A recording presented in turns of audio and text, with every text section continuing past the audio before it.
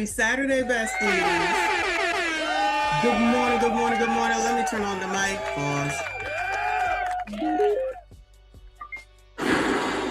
Good morning, everybody. Yes, I'm going to be on the mic today. If you don't like it, you might as well go on right now, child. Because this is one of the best subjects ever in life. This is one of the best subjects ever in life, okay? If you're not a part of Generation X, that's okay, that's okay. If you know one, just know and understand that that makes it a little bit better for you. Sorry for your luck that you wasn't able to be a part of it, but you could be adjacent to it. Like those millennials. Like those millennials like and want to be. Shout out to everybody that is here. Please make sure you hit the like button, subscribe if you are new. We are live on both channels, portrait, landscape. If you don't look right, go back to the damn channel and switch over to the other live stream, live on Instagram as well. And child, I'm going to figure out Rumble. I mean, I've done it before, so I don't understand what the problem is. So I'll figure it out and get that taken care of as well. Let me go ahead and,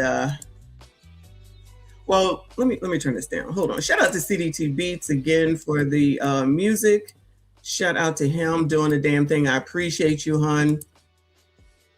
Oh, I didn't even put up the banners. I'm ready to go because I got things to do today. So it is Saturday, 11 o'clock. I know I'm late, but I wanted to make sure that I had enough time. I had to get up, I had to go to the gym. I have not been to Dollar General yet.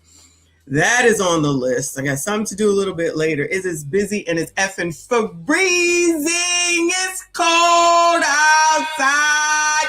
Wherever you are, and if it's warm, lucky you. The problem with the coldness outside, though, and I know this is first world problems, is the fact that the heat won't turn the fuck off, okay?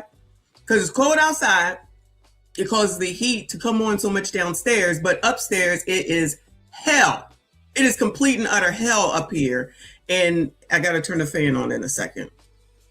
It's crazy, but it's windy, so you might hear that, that whistling sound. That probably will happen, just FYI. I'm not trying to hear some of y'all's bullshit. I don't see K or Big Boy yet, but that's who I usually hear the bullshit from. Okay. Shout out to Jeffrey Woodland. I see you. Shout out to you. Shout out to all of y'all. I appreciate you. Please make sure you hit the like button, subscribe if you are new. Not fireplace. Oh my God.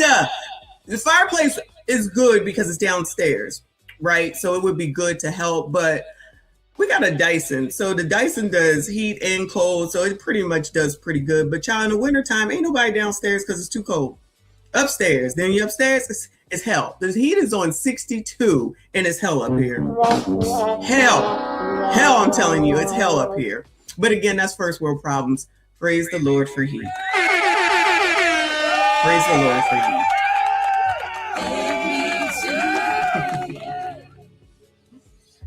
I'm tired. All right. So I got to get to it. Let's go ahead and get to it. But before I get to the Generation X stuff, I got to talk to y'all about racism. Our favorite subject, racism, because of yesterday, where we saw that Trump put up the child, what is it? A musical, a video, a meme? I don't know what you call it. Excuse me. And of course, people were led to believe that this man just put this meme up of Michelle and Barack, of them being portrayed as monkeys, which, of course, none of it is cute at the end of the day. It was funny. I ain't gonna lie. It was funny. Not them, just the whole video, because this is so typical of this man. This is so typical of what this man does. So when people just be like, oh my God. Oh my God, child, this the man you talk about every day. So I just be a little bit confused as to why you be surprised. I just be a little bit confused. But over here on CBS, they said that Trump refuses to apologize for social media posts, says he's the least racist president. Now, who in the world thought that Donald Trump was going to apologize, Bueller? Who in the world thought that? Has anyone ever heard Donald Trump apologize? That's the question. This is my question to ya. Has anyone ever heard Donald Trump apologize for anything, Bueller? I just feel like people just be saying shit just to cause chaos and dissension, because you know damn well he ain't gonna apologize. Just like half of these people that we've been talking about recently, none of them gonna apologize. We know how it go, and it's always put on the women, right? Men are supposed to apologize so quickly, remember? They apologize so quickly. That's bullshit. Okay, babe, I'm sorry. Simple. You know that I'm not, but I never meant to do that, but you never think of my feelings and you don't know. You do know that I love you, but at the same time you dislike me. What good thing is you? At the same time I get angry and multiple and you don't care. Well, but I do forgive you, but at the same time you don't. Okay, baby, I'm sorry. You gotta think of my feelings, but yeah, I'm sorry. You know, come on, CBS, what's going on? President Trump saying he will not apologize after sharing a video clip on his Truth Social account that depicted, I can't believe I'm reading these words, former President Barack Obama and former First Lady Michelle Obama as apes. The post drawing widespread backlash from both Democrats and Republicans. The White House removing the post after it was online for about 12 hours. CBS's Willie James Inman is in West Palm Beach with more on this story. Good morning, Willie. Well, Adriana, good morning to you. The president claims he didn't see the first portion of that. He saw only the first portion of that video and not the racist part of it. He claims he passed it on to a staffer who didn't review the full video. Now, we want to warn our viewers, we will show it briefly for context in this report. I am, by the way, the least racist president you've had in a long time. President Trump's controversial late-night video post on Thursday was about alleged voter fraud in universities. Wow. All right, Willie, thank you. That dude be looking weird. But anyway, so there's your racism for Saturday morning. Now I know the pros will be like, oh my God, you didn't, you're a white supremacist child. I don't care what y'all think, okay? I got more important things to be worried about than some damn memes where y'all be putting stuff out that don't make no sense and you never want to acknowledge it. You don't ever want to apologize for it and you be offending everybody. Y'all be in the comments offending people, offending me, and rock out in the comments, okay? Because all engagement matters. Again, I don't understand how people think that they can control anybody. It's okay when you do it. But it's not okay when somebody else do it. That's not me excusing none of this because I think it's all pretty ridiculous. But that whole video is actually funny. But you got these leftists out here wilding. They're out here absolutely wilding. Nobody got shit to say. Nobody got shit to say. It's the same difference with this Anton and Corey stuff. All this stuff going on with Corey, nobody want to talk about it. Don't nobody want to say nothing about it. You're not as outraged about it. But as soon as Anton farts, I promise you, they're going to be making videos about it. They're going to be making videos about it. Every day it's another thing about damn Anton, but y'all silent on this damn Corey stuff. Rock the fuck out, okay? Because we will. But moving on to more important things. Generation X.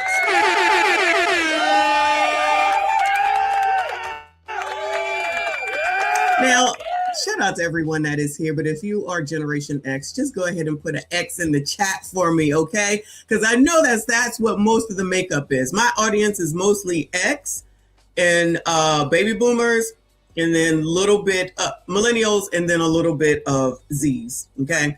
Because, you know, Zs can't handle it. Most of y'all just can't handle nothing. You definitely can't handle any criticism. You can't handle any correction. You swear you know everything. Then you get online to tell everybody that you don't know shit, but still say that you know everything. Like a woman, okay? But I'm just saying, some of us do have a clue about some things, and Generation X definitely does. Shout out to all of y'all. This one, this short that I'm going to show you before I get into a full video this is a series or something going on now where they said, who let Gen X off the hook? Uh-oh. Let's see what happens here. Yeah. See what they got to say. Let me turn it up. Gen X off the hook. Who let me off the hook? Well, we were latchkey kids. We were MTV generation. We're the forgotten generation. Frankly, by the time our generation came along, the value of the dollar had dipped so low that both parents had to work all the time. That's why we were latchkey kids. That's why we raised ourselves. That's why we spent so much time watching MTV. And that's why there was so much tough love. We said, Mom, Dad, we need love. They said, tough, we gotta work. And you know what? They were boomers. They were hard workers. They didn't know how to not work. Some of us have sort of learned it a little too well. Who let?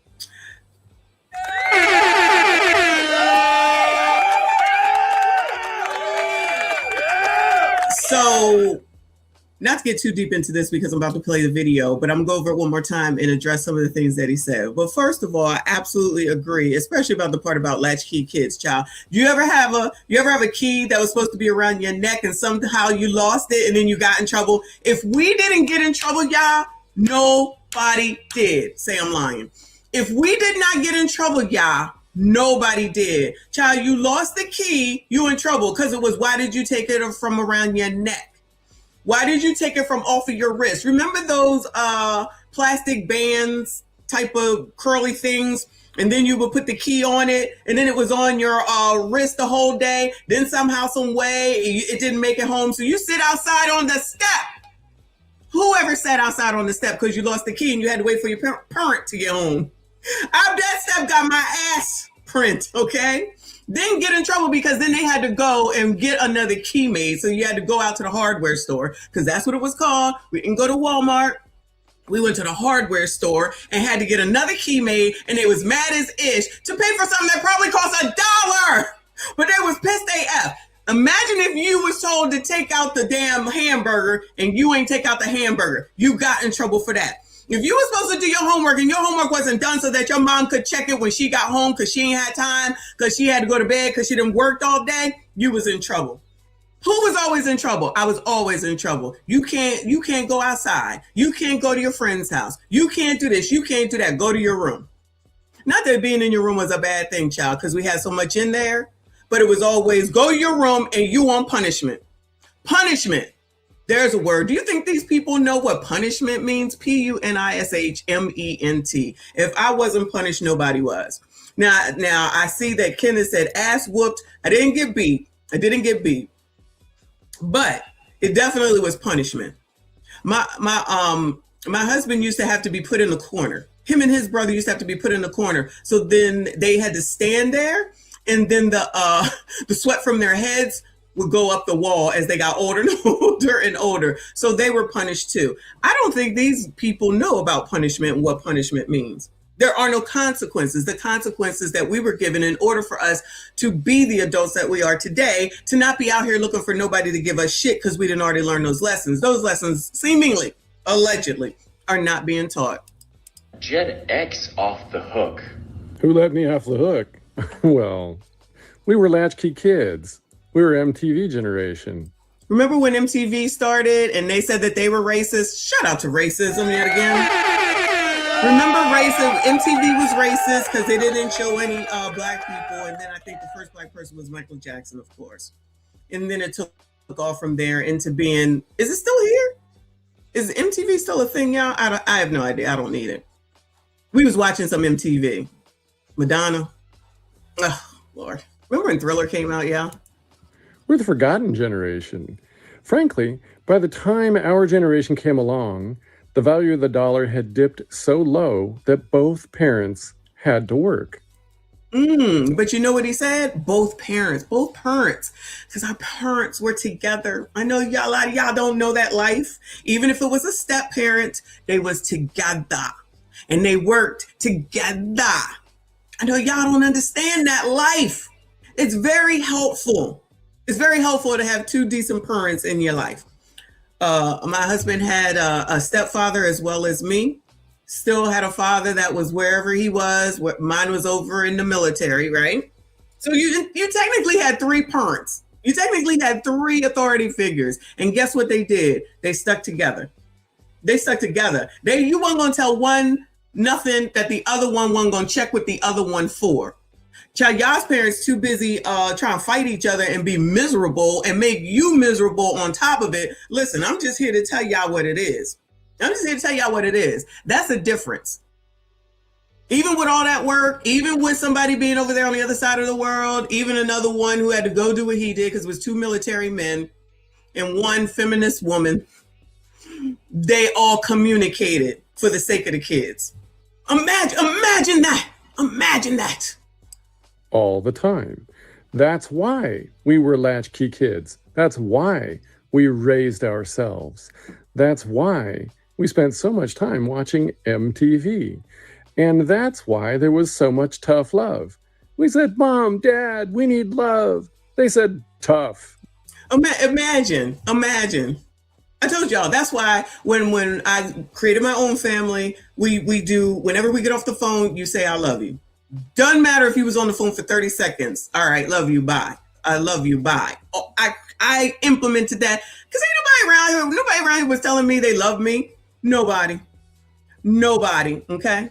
Which my dad did. My actual dad did. Let me not take that away from him, okay? But again, he was all the way over there. But at home regularly, my mother, child, I can't even tell y'all last time my mother told me she loved me. I cannot even tell you today.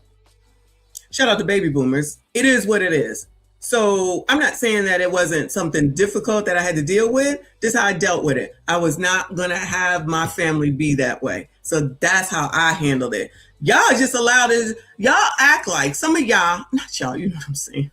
Some of y'all act like you can't make changes in your own damn life for the better. You feel like, in my opinion, you just got to continue to struggle. You just got to continue the negativity. You got to keep recycling it and put it onto your own kids, put it onto your own family, listening to other people that you don't even know at the end of the day.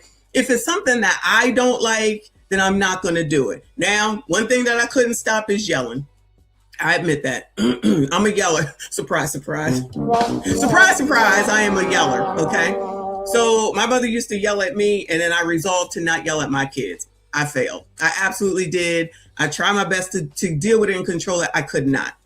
But I definitely made a way to make sure that I was present and available, which is why when they started effing around, I'm like, we got to change some things up because I got to be in their face because they need to know that I'm not playing no games. And you're not going to be trying to get away with nothing while I'm at work. It's my responsibility to take care of you and raise you. So we had to adjust and make those changes. And I was right in their face. I told y'all, the one came around the corner into the cafeteria, thought she was going to be a bad biatch. And then she saw me. She was like, yeah, biatch, don't mess around with me. We got to work. And you know what? They were boomers. They were hard workers. They didn't know how to not work. Imagine like the day where they're like, I don't want to work. And you sitting up here electing that girl in Portland or Seattle, whichever one it is. And then ma'am Danby, because you want somebody to take care of you. And then when they start telling you what to do, oh, Lord. Or they don't do what they promised to do. And then who y'all going to go complain to? Child, we going to sit here and watch. We going to sit here and watch. Well, let me go on to this video right here that I found. So this is called The Psychology of Generation X, child. And of course, StreamYard. Hold on a second. Lord help your people, specifically me with this damn StreamYard.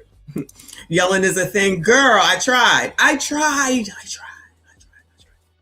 And the funny thing is that if I hear them yelling at my grandkids, I'll be like, you know, you don't need to yell. Remember when you said, I don't like you to yell, mommy. Don't yell at them kids. Then they be rolling their eyes. Interesting how that worked. If you scroll through social media today, it feels like a war is being fought in public. In one corner, you have baby boomers, accused of hoarding wealth, clinging to outdated values, and refusing to move out of the way. In the other corner, you have millennials and Gen Z, louder than ever about burnout, rising costs, identity politics, and a future that feels permanently delayed. The noise is constant. The outrage is endless. But if you look closely, there's a third group sitting quietly in the background, not yelling, not trending, not making 10-part threads, just watching it all with a coffee in hand. And that faint, ironic smirk that says, yeah, I've seen this before. That's Generation X, born roughly between 1965 and 1980. Gen X. Shout out to 1971. What year was y'all born? Shout out to Generation X and everybody else that is here. But what year were you born, Gen X? X is the forgotten middle child of American history. Too young to inherit the boomers' economic golden age, and too old to get sympathy. You know what? He's absolutely right. Don't nobody think about Generation X until they want to effing complain. Say I'm lying. Just like that heifer talking about, these grandmothers said they don't want to watch no kids while we go away to whore for the weekend. They don't want to watch the kids for the week, for like 5 days. What? Anyway. As these struggling youth, most people barely mention them until something breaks, and suddenly they're the ones expected to fix it. Because Gen X didn't become invisible by accident. They were trained to disappear. And when you grow up learning that nobody's coming to save you, it doesn't just shape your lifestyle. Child, why is he riding sideways? Did you see that? He's driving sideways. They were trained to disappear. And when you grow up learning that nobody's coming to save you, it doesn't just shape your lifestyle, it rewires your personality. Today, we're not just talking history, we're psychoanalyzing an entire generation. This is the psychology of Gen X, the quiet generation watching the culture war. That's what we're doing.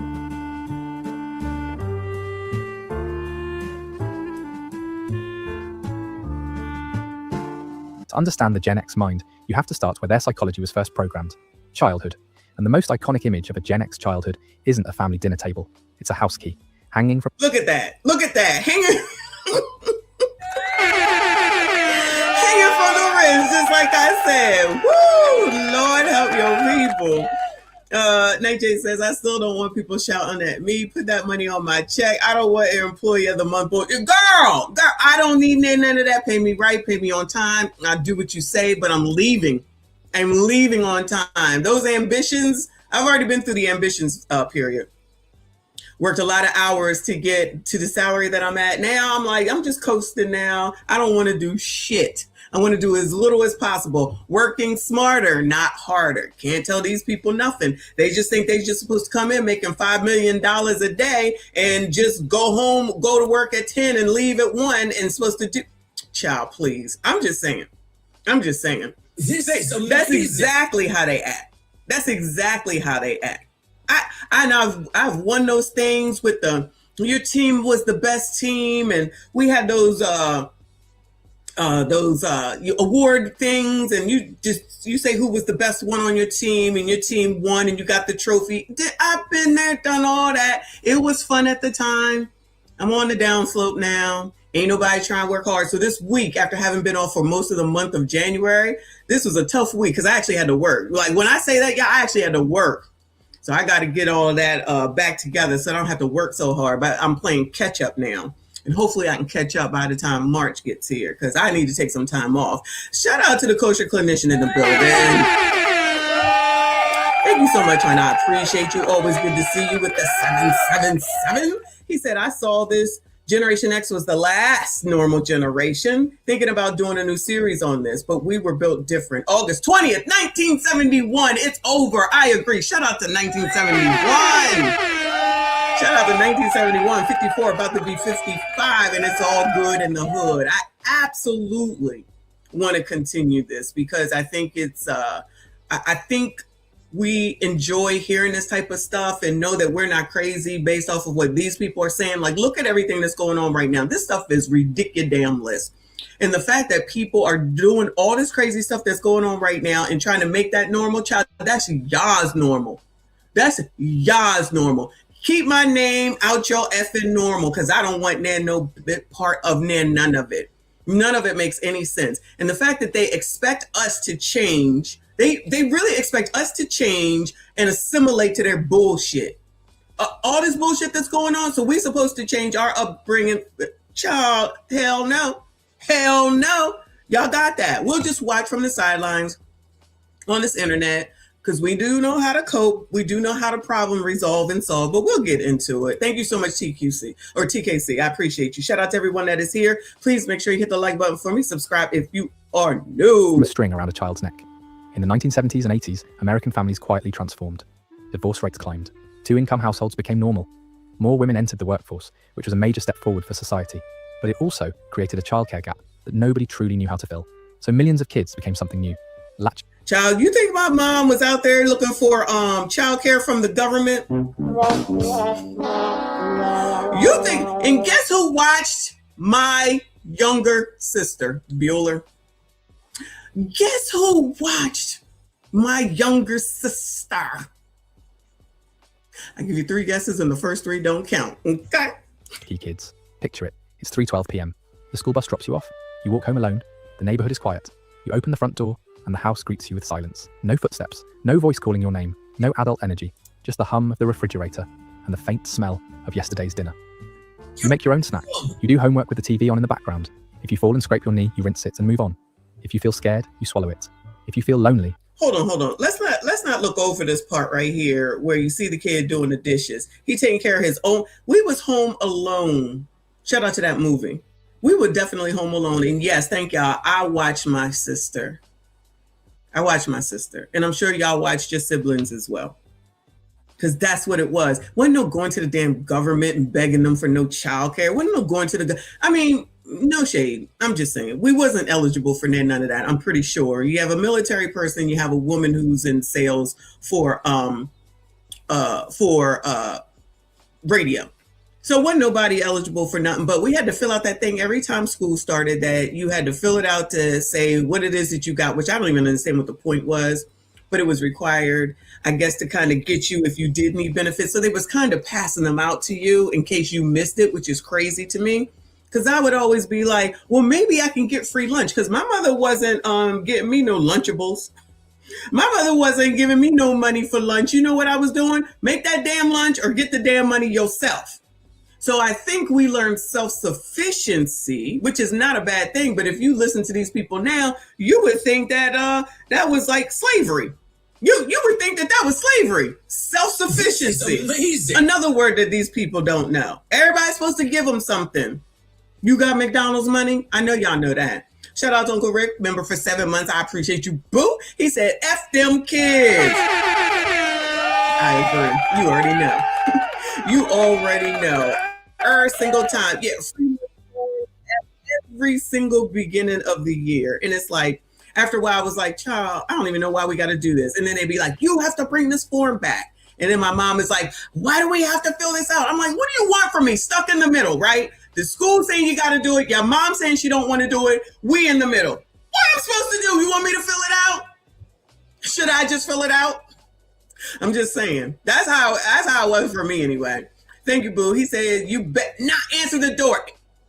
You better not answer near door. Not near door. And nobody better come into this house. And you better stay inside till I come home. All the rules that you were supposed to follow without somebody of an adult telling you what to do. They told you what to do, and then you just better do it, or your ass was grass. Silence. No footsteps. No voice calling your name. No adult energy. Just the hum of the refrigerator and the faint smell of yesterday's dinner. You make your own snack. You do homework with the TV on in the background. If you fall and scrape your knee, you rinse it and move on. If you feel scared, you swallow it. If you feel lonely, you don't even have the words for it yet. Psychologists might call this benign neglect. Not cruelty, not abuse, but something subtler. Being physically safe while emotionally unsupervised. And that environment wires the brain in a very specific way. When you're 8 years old and no one is coming to rescue you, you learn a brutal lesson early. Help is not automatic. Comfort is not guaranteed. Attention must be earned or ignored. That's where Gen X's famous independence comes from. But it's also where something deeper is. Shout out to Kofa that just said that we definitely were independent. And that's not a negative thing. It's not a negative thing to be able to take care of yourself. I think that's what we're supposed to learn, because no one's come to save us. So that message that you gentlemen saying that you got when you were younger, that nobody's coming to save you, I feel like Generation X had that same explanation. Nobody coming to save you. You're going to figure it the fuck out. The lesson, you're going to figure it the fuck out. May not have been said like that, but basically my parents were saying, you're going to figure it the fuck out. Because if I got out here and went to the military, and I got out here and went into sales, and I got out here and went to the military and is fighting wars, you're going to figure it out. Now, do I benefit from all of that? Absolutely, I do. Monetarily, how life was lived. And what do you get for that?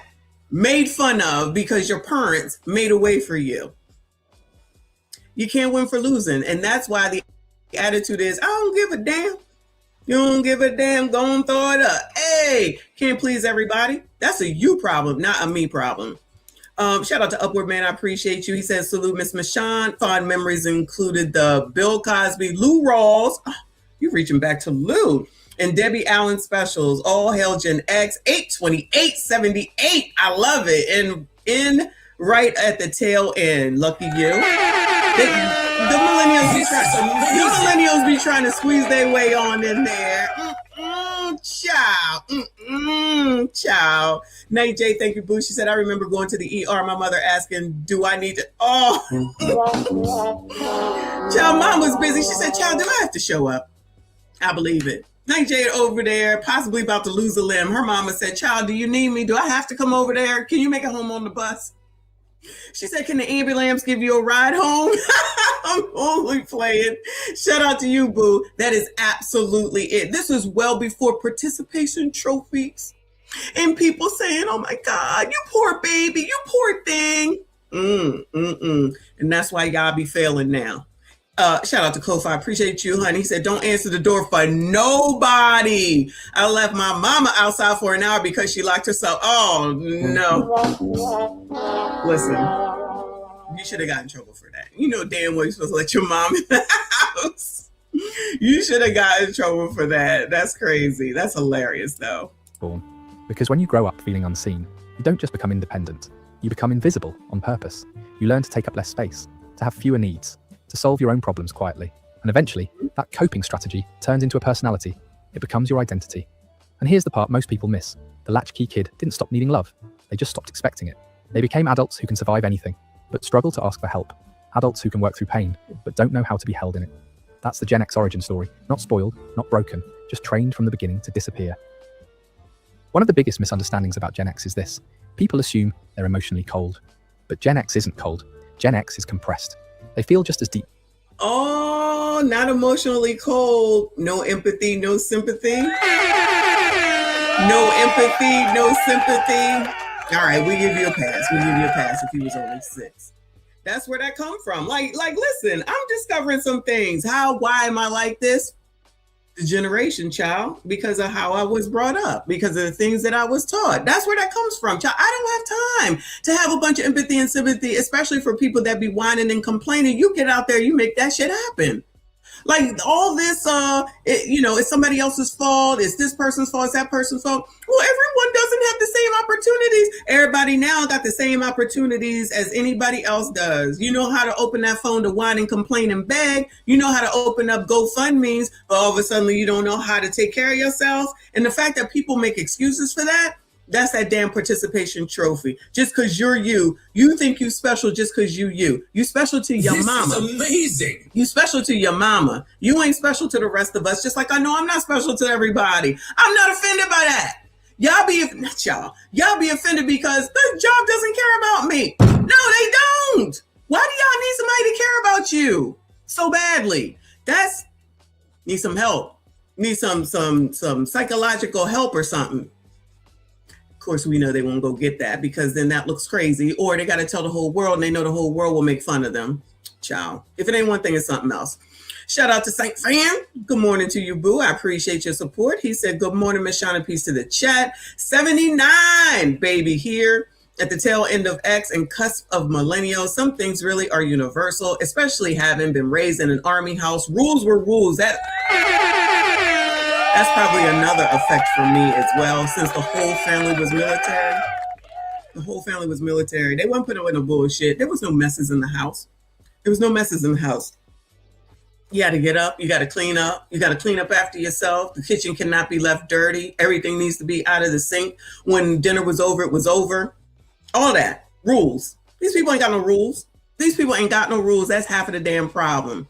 Yeah, was it tough and a pain in the ass then? Absolutely. But I feel like it made us better now for show. For us to be who we are right now. So we can figure it the fuck out, because that's what you're supposed to do. We're supposed to go up in a corner and just crawl on a ball and die? No, you got to keep it moving.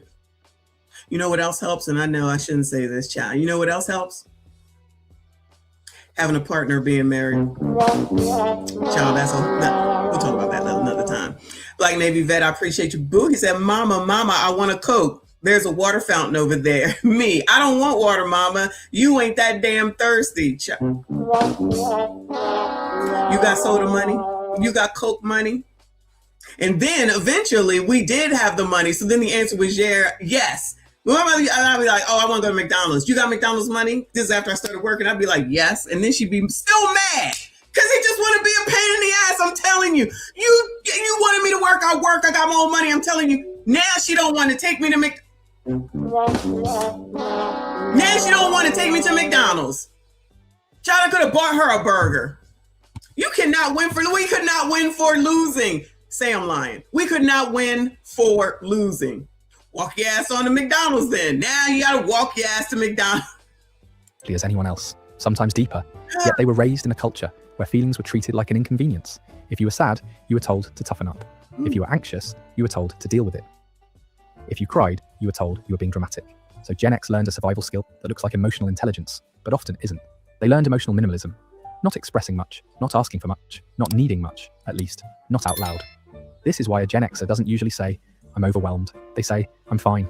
They don't say, I miss you. They say, are you still alive? And when they love you, they may not give you poetry. They give you acts of service. They fix your car. They show up when it matters. They handle problems before you even notice them. That's their love language, because it feels safer than vulnerability. And sarcasm?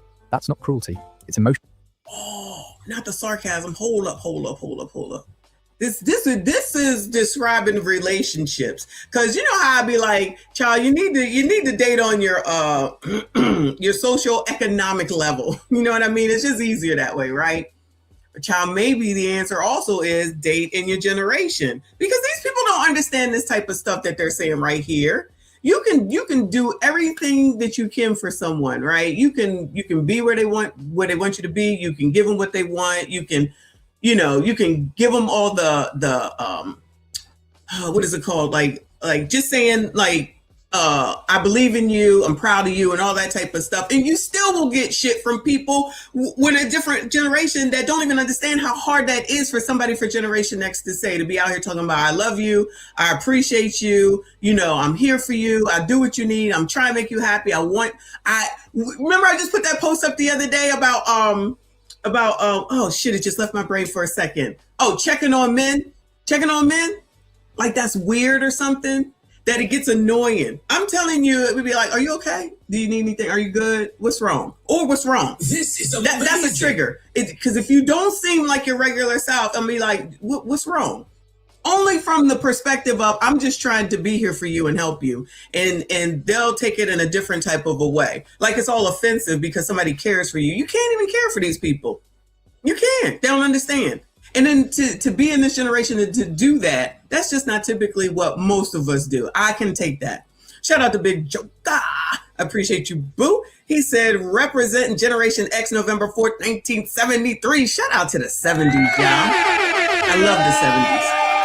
Y'all remember when you couldn't get gas unless it was odd or even tag? That's the day that you could get gas. I was a child and I remember it like it was yesterday. If your tag was even, you went on these days. If your tag was odd, you went on these days because it was a gas shortage. Wow. We ain't never had a gas shortage again. Anyway, we have families intact enough to listen to our grandparents' stories. Some of us were fortunate enough to know our great-grands. Yes, these Generation Zers barely know their real dad.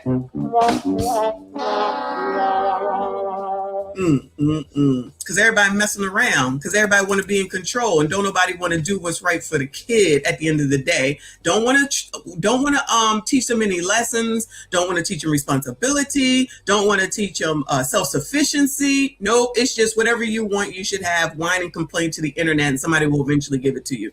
And y'all go ahead and do that. I'm not changing for none of y'all. That's why I keep saying all that stuff where they try and change words. Y'all need to make up your own language, because I'm not changing the meaning of the words that I grew up on. I refuse. I absolutely refuse. Shout out to Ms. AB up in here. I see you, boo. She said, good morning, everyone. My grandma was tough and I loved every minute of it. When I look back at it, I couldn't imagine it any other way, for real. Shout out to Mima, Grandma, Grannies, and all the rest, because our grandparents were there for us. I got so many memories from my great grandmother, like you just said, and my grandmother, who are both deceased. Rest in peace to both of them. But that's when I used to come home to my great grandmother, and she would have two glazed donuts warmed up and a glass of milk waiting for me every day after school. That is a memory that I will never, ever, ever leave out of my mind. And then the Young and the Restless and all the soap operas, The Price is Right, all that stuff. What these people got? What do these people got? Do they even have any memories? They just trying to go to Miami for the weekend to whore. So when they look back on life, it's going to be whoredom. They're gonna look back on their life and tell their kids what, whoredom? Is that what they gonna do? Wow. Shout out to Upward Man with another 5. Appreciate you, honey. Said, what about listening to the radio all day to record your favorite songs for your new favorite mixtape? Child, them teenage years. Them teenage years. Just so that you could make a tape with all the best love songs to give to your boo, whoever that was, to let them know how you feel about them. That definitely was a thing. That definitely was a thing, child. Oh my God, remember late night? What was it called? The dude that used to come on late night with all the love songs, then you be on the phone with your boo till y'all fall asleep. Oh, Lord. These dummies sitting up here allowing their kids to be out here protesting some shit that ain't got shit to do with them. Teaching them what? To be chaotic for the future. They don't say, I miss you. They say, you still alive? And when they love you, they may not give you poetry. They give you acts of service. They fix your car. They show up when it matters. They handle problems before you even notice them. That's their love language, because it feels safer than vulnerability. And sarcasm? That's not cruelty. It's emotional packaging. It's how they share pain without sounding weak. It's how they confess anxiety without making it a big deal. It's how they stay connected while keeping their guard up. Here's the hard truth. Gen X didn't grow up learning how to talk about feelings. They grew up learning how to function through feelings. So they can be emotionally mature and still emotionally unavailable. They can support everyone else while quietly neglecting themselves. Not because they don't care, but because for a long time the rule was simple. Feel it privately. Handle it alone. Move on. Here's the paradox of Gen X. The very trait that made them strong is also the trait that makes them lonely. When you grow up as a latchkey kid, independence isn't a personality choice. It's survival. Your brain learns to scan for problems and solve them fast, without making noise, without asking permission, without needing emotional backup. So you become capable, not just responsible, capable in that quiet, almost intimidating way. The kind of... So y'all remember this type of stuff when you're dealing with these biatches, right? This is amazing. You're dealing with a biatch that's Generation X. We know how to do shit. This is not a bad thing. You need to embrace it. I'm not talking about people that's talking about what do you bring to that table? I'm strong and independent. I ain't talking about all that, okay? I'm just talking about normal ones of us that can buy a house, that know how to open a book, that know how to find a book, that know how to research, that know how to say, it's this, this, and this. This is the direction. First you do this, second you do this, third you do this to get to the end goal. Always got a plan, A, B, C, and D, can handle shit. So God forbid if something should happen to you, you know that you have someone that you can depend on instead of somebody that's going to go running away because you don't have anything anymore. So you have no value to her. So she out. Just like that heifer we watched the other day, who I don't put her in X, but she said, no, she was 24. So she's a Z. She said that man took care of her while she had some brain issues. She was sick. He did this, he did that. And now she mad or feeling some kind of way and want to leave him after all that because he won't take her out on dates. The most selfish generation ever. We not selfish. I know I'm not selfish. I don't give to everybody because that's just not what I'm doing because I don't work hard in order to give to the world so that I can be effed up. Not doing that. But if you needed me, if you was with me and you needed me, I got you. So where the hell you gonna get that from? Dating your generation, y'all. Dating your generation. That's what it's gonna be.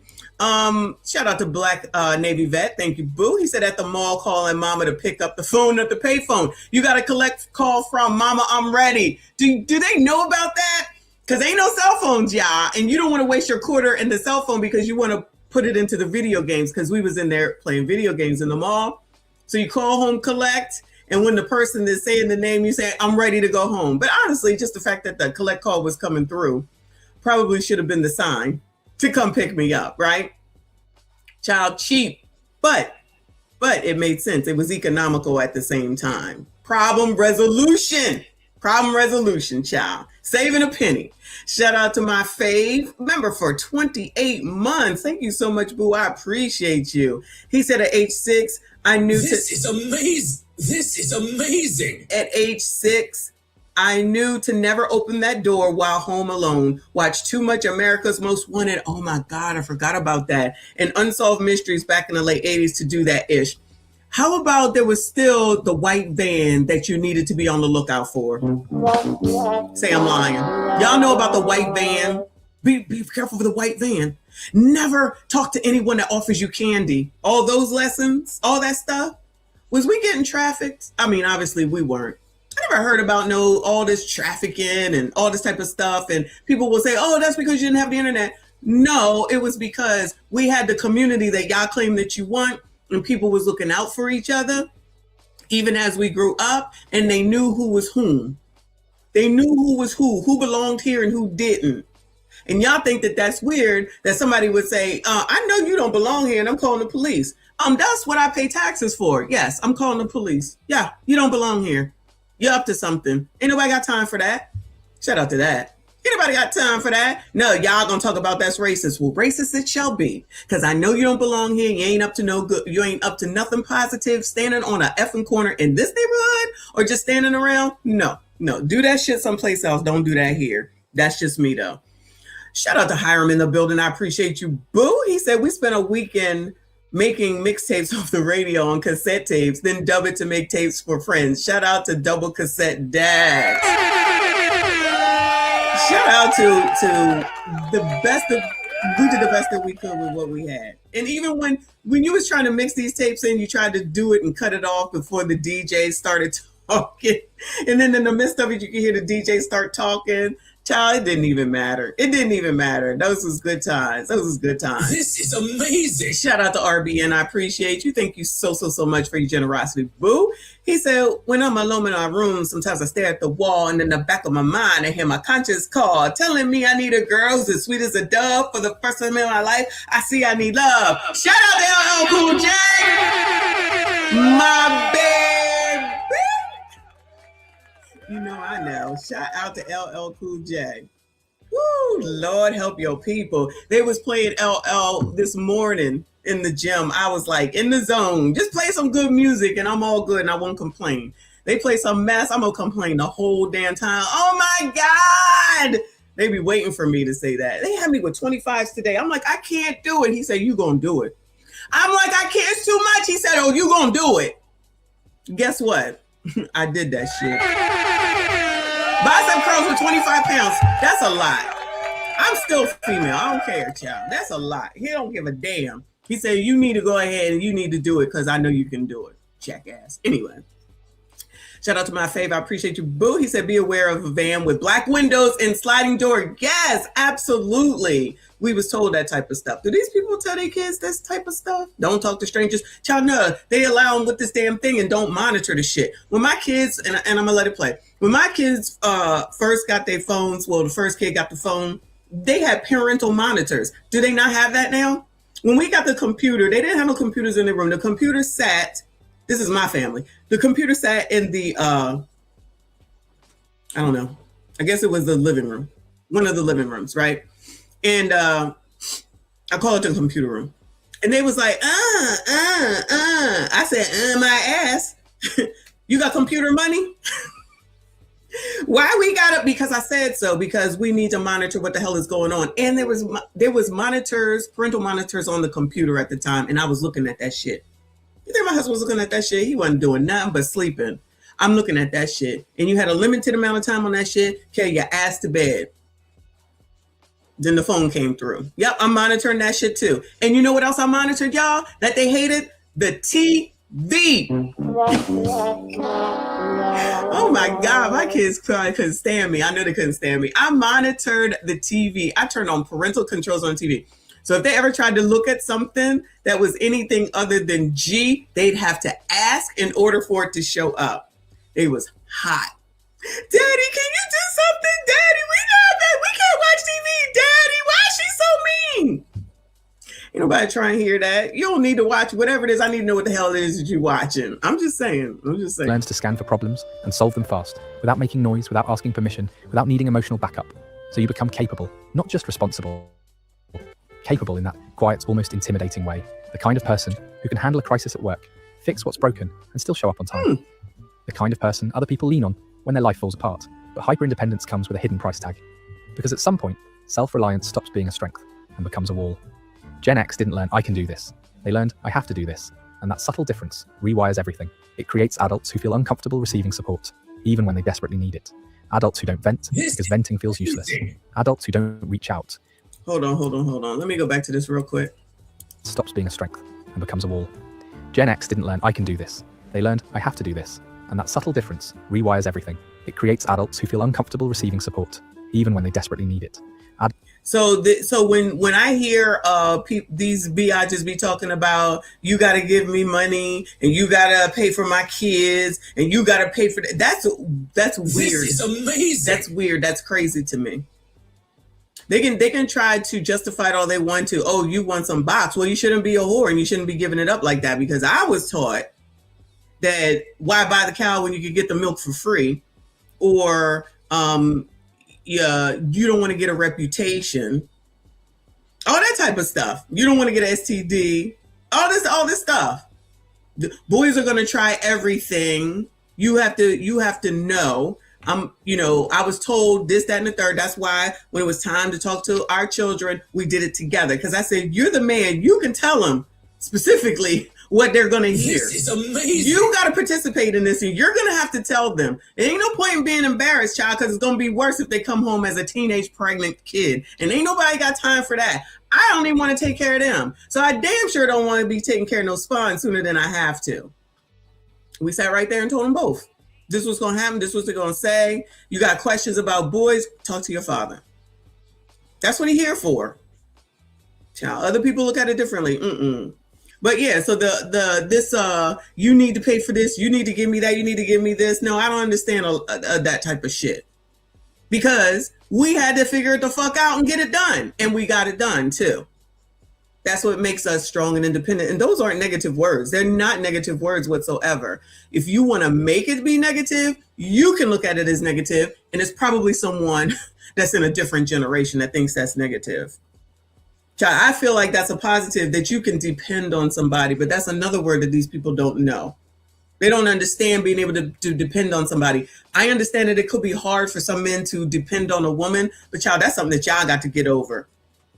Because I feel like it's better to be able to depend on somebody that's your significant other that can help you when times get rough, because the times are always going to get rough. And that's another thing that these people don't understand. You're not supposed to be happy 24 hours a day, 365. It don't work that way.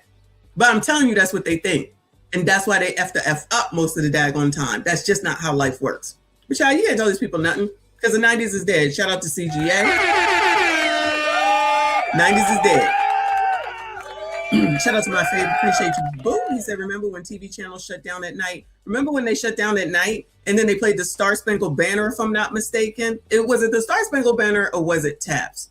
I hope it wasn't Taps. And then the flag would show up, and then it would go black or gray, or popcorn, and it'd be done until the next morning.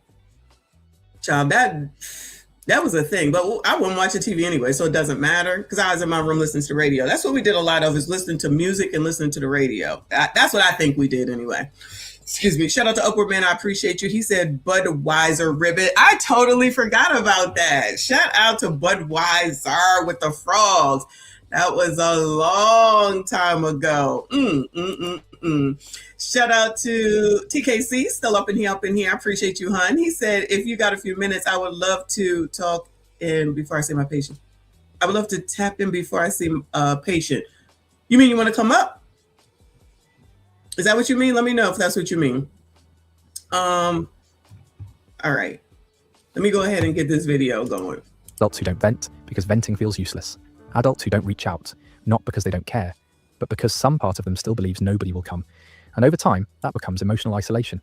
They're not alone in the loud, obvious way. They can have families, careers, friends, but inside, there's often a quiet loneliness that comes from being the strong one for too long. This is why many Gen Xers struggle with therapy, not because they reject it, but because vulnerability feels like a foreign language.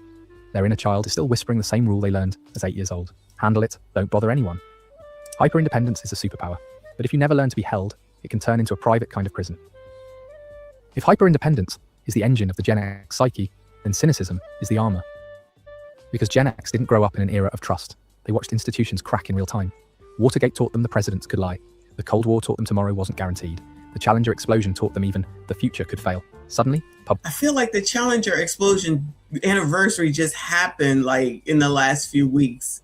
That was hard. That was hard. I remember that. Now, I heard about Watergate, but I wasn't all into none of that. But that Challenger, in school, we used to watch space shuttles take off. That was the thing. Do these people do anything like that? Do they do anything to learn about what's going on now, except for hearing about what's going on in Minnesota and protesting? Publicly and violently. And then came the 80s. Glossy, loud, aggressively optimistic, while everything underneath felt unstable. Gen X became the first generation raised on non-stop advertising. From Saturday morning cartoons to mall culture, they were marketed to like a captive audience. And over time, their brain adapted. They developed a finely tuned internal alarm system, a BS detector. That's where the famous Gen X attitude comes from. Woo! Shout out to BS detector! I love it. Hold on. First of all, we got to talk about Saturday morning cartoons, y'all. Come on now. Saturday morning cartoons. And then when the cartoons was done, it was Soul Train. We watched Saturday morning cartoons, and about 12 o'clock or 1 o'clock, Soul Train would come on. We watching, I don't even know, so many damn cartoons from back in the day. I don't know if Tom and Jerry was on the weekend. I remember always watching Tom and Jerry. I love Tom and Jerry. I also remember watching Abbott and Costello. That's what I used to watch before we went to church. Before we went to church, that's what we used to watch. Good morning to you. Hey, what's up, lady? How you doing? What's going on? And nothing much, same old. Good to see you. Thanks for coming through. Yes, ma'am. It's a pleasure to see you. I was listening to you, and I've actually seen. I was looking at this clip, Michonne. I was looking at this clip. It actually came on my feed, and I said, "Wow, that's I think YouTube feeds us similar stuff. I think if we got similar content, they feed us similar stuff." Mm-hmm. But I came with a new slogan, Michonne, that I'm trying to use on my channel, and the concept says that we're living in a time where truth is stranger than fiction, and delusion is at an all-time high. Delusion and so. I'm high. I agree. Yes, ma'am. So I resonate with you. I resonate with what you're saying because you and I work Gen X strong. We got it from the mud. Everything I got, I went to grad school, Carolina, undergrad, Central, law enforcement. And we just figured it out. Now, I wasn't a latchkey kid. My mom and dad were together for almost 60 years until my mom died last year. Oh, and my dad is still living. And my 3 sisters and I, 2 sisters and I, my other sister passed away. We took our dad out to the Virgin Voyage. We were on a full cruise. We were on a full cruise to St. Kitts, Virgin, St. Martin, Barbados. And we just want to show love to our dad, to give him honor, because we don't know how much longer he got on this planet. But this generation don't care about nothing. And I would say that Gen X was not only the last generation, but I call it the Gen X nexus. It was a nexus point between normalcy and debauchery and degeneracy that you see now. And we're not ever going back to that time. You and I know what normal was. We drunk out of, faucets and, we had good music. I mean, our generation, we had the best of old school, but we had some of the best artists, gospel or secular, came from the new school. Yep. And so we were at that nexus point, and we got it from the mud. We didn't complain about it. We figured it out. Actually, you were expected to be great from Gen X. Yep. That's why when I talk the way I talk on my channel, people might think I'm harsh. And me, I'm not harsh. It's that when I hear chicks talking about they want a high value man, they've been ran through, got a bunch of kids by other men, that's foolish to me. That's delusion. And people get mad because they're not used to the standards that people had years ago. When my dad married my mama, Michonne, my dad got a wife. My mom was a virgin, wife ready, no kids. My dad paid all the bills. That was just a norm. My granddad did the same thing. But you got generation of women now talking about paying all the bills. They ain't got children, Michonne. In the South, we say children. They got a bunch of children. And they expect you to pay all the bills. And so a lot of men are saying, nah, I'm good. It's just not like it used to be 20, 30 years ago. It's not the same. And I see it all the time in practice. They don't have coping skills. They're not rational. They have a me first mentality. They don't think about anything outside of themselves. They don't respect the OGs. You can show them evidence, Michonne, and because they're so delusional, they still don't want to see it.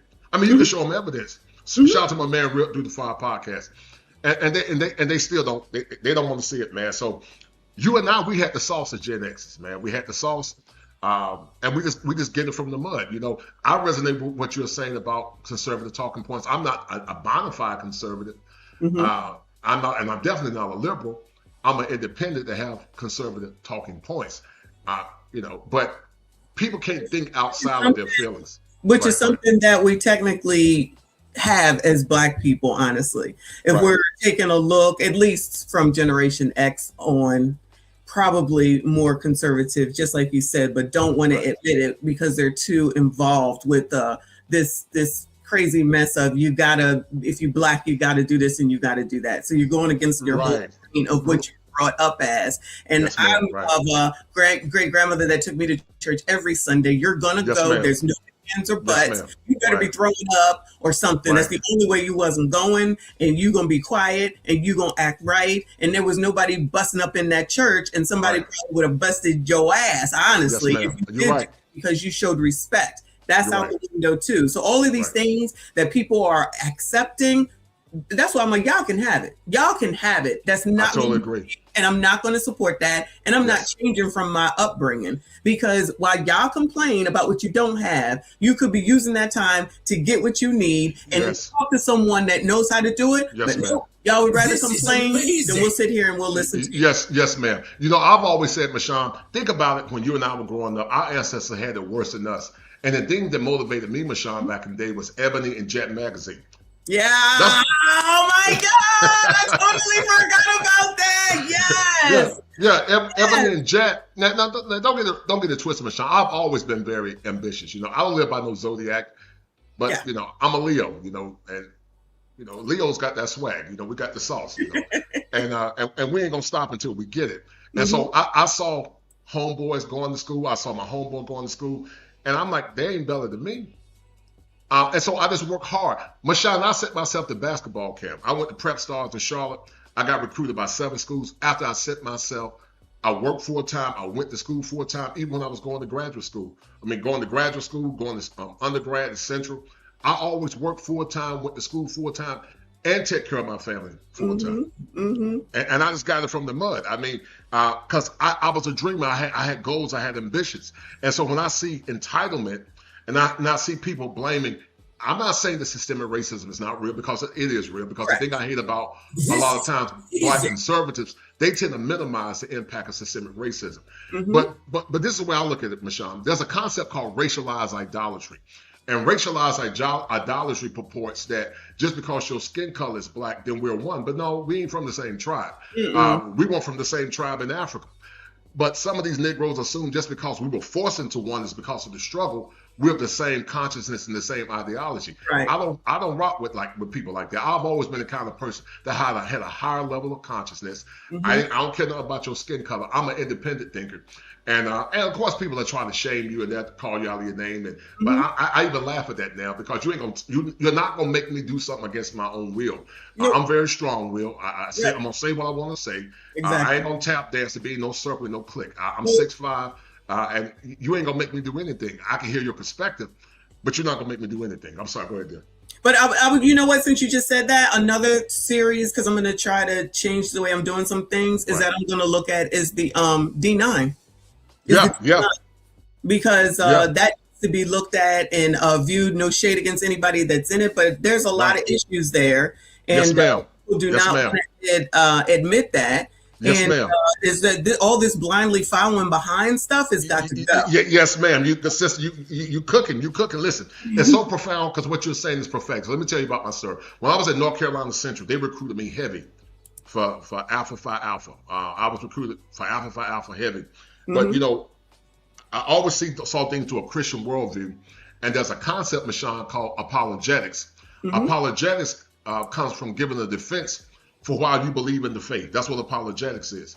And it's funny you say that, because I talked with my aunt, my mom's sister. She's an AKA. My cousin's an AKA. I had another cousin that was a Shriner.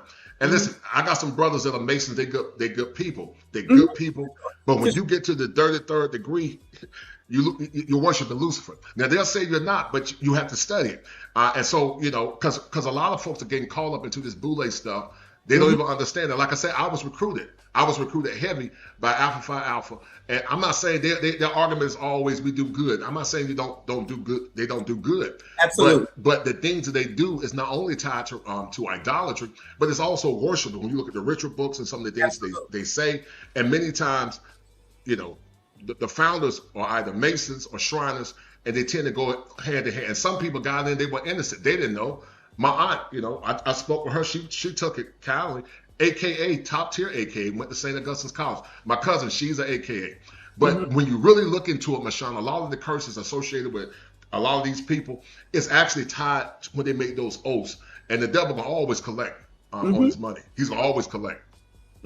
Yep, I know. I agree. It's just, there's just some things that, people are upset no matter what I talk about. So I don't even care. That's a part of it. But you keep telling the truth, Mashawn. You don't listen. I respect your boldness because, we live in a time now where people try to suppress individuality and suppress consciousness. And see, the thing with me, Mashawn, I can think outside of myself. I don't mind if people have a civil debate or civil disagreement with me. I'm okay with that as long as it's civil.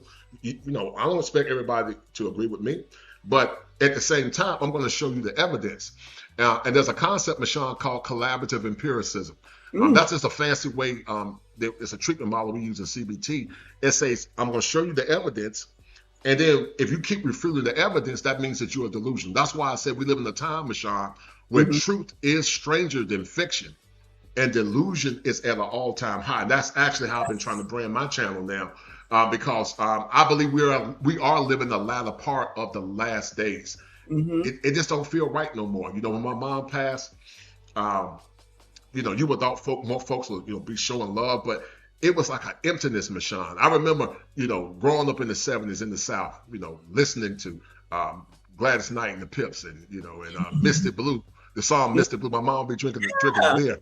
And she used to make me so depressed, Mashawn. She'd be in the house with the house there drinking beer, playing Misty Blues.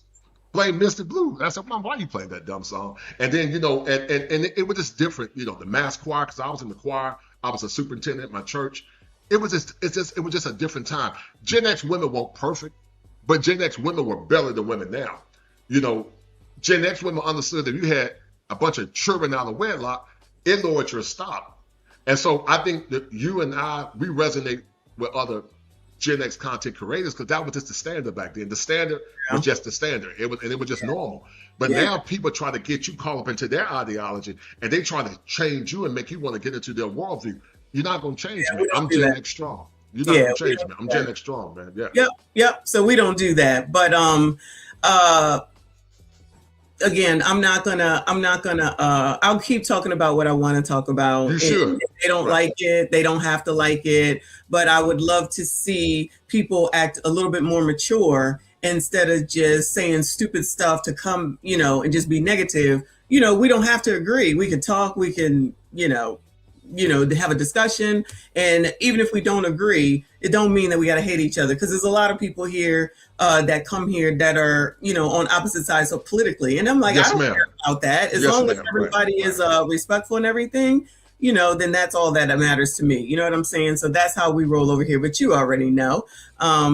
But I appreciate you coming on up, and I appreciate you as always. Thank you, dear. It was a pleasure. It was a pleasure. Thank you. Take care of yourself, sweetie. Be good. All right. Bye-bye. Bye-bye. Shout out to TKC. I appreciate you. Shout out to all of y'all. Thank you so much for hanging in there. Let me go ahead and acknowledge Ms. AB. I appreciate you, hun. She says the beauty of the week from Essence and the Jet magazine. Yes. Who had Jet magazine on the back of the toilet in the bathroom? The question probably should be who was not subscribed to Jet magazine in Ebony. Because the Jets was right in the bathroom so that when you was in the bathroom, y'all know what I'm saying, you could just grab the latest Jet or the old Jet and go ahead and discuss. And it would only get swapped out if it got to be too many on the back of the toilet seat. Because other than that, that's where they stayed. And anybody could be reading them at any time, but it was always available to us all. Shout out to the beauty of the week. Shout out to Black Navy Vet. He said, Challenger shuttle jokes. How did they find out that the teacher had dandruff? They found, goodbye. Stop this. Y'all ain't shit. Shout out to the best chat on YouTube. Y'all make sure you hit the like button for me. Subscribe if you are new. RBN, appreciate you. He said salute to the kosher clinician. Yes, absolutely. Shout out to Upward Man. I appreciate you. He said this might be a tearjerker for those who remember the after school special starring Malcolm Jamal Warner as a stuck it old kid to self-delete. I don't remember that. Do y'all remember that? I don't remember that at all. I'm sorry, boo. That sounds depressing, but remember after school specials? So there was something for us to watch that was actually going to teach us something, the after school special. Woo! Lord help your people. What the